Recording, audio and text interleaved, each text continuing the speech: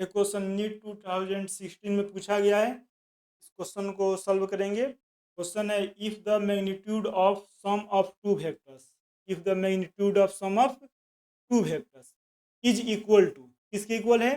तो magnitude of difference of the two vectors, मतलब दो वेक्टर है उसका सम और डिफरेंस दोनों का मैग्नीट्यूड इक्वल है। ऐसा तभी हो पाएगा जब दोनों के बीच का एंगल 90 डिग्री है ना। ऐसे बता सकते, मान लिया गया यह ए वेक्टर है, इधर मान लीजिए बी वेक्टर है, इसके अपोजिट यहाँ पे हो जाएगा माइनस बी वेक्टर, ए वेक्टर है।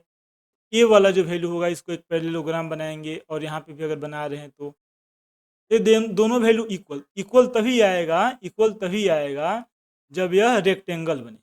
मतलब ए वेक्टर और बी वेक्टर, ए वेक्टर और बी वेक्टर उसके बीच के एंगल 90 डिग्री होना चाहिए।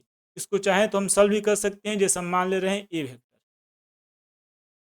इसको मान लिए ए वेक्टर और ये हो गया बी वेक्टर।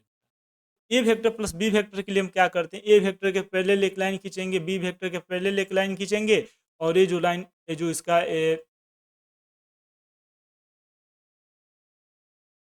यहाँ पे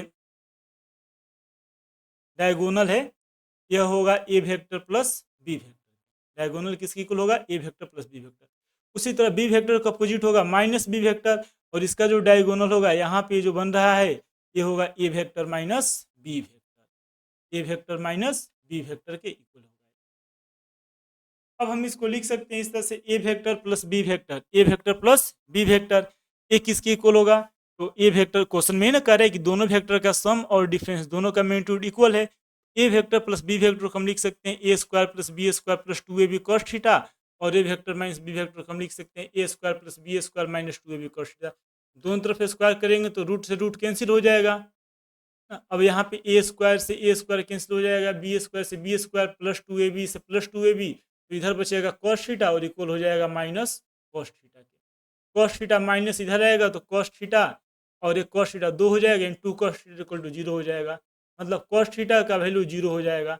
और हम जानते हैं कि कॉस थीटा 0 तभी होता है जब थीटा का वैल्यू 90 डिग्री होता है। इस तरह से हम चाहे तो इसको सॉल्व कर सकते हैं, इसका आंसर हो जाएगा 90 डिग्री।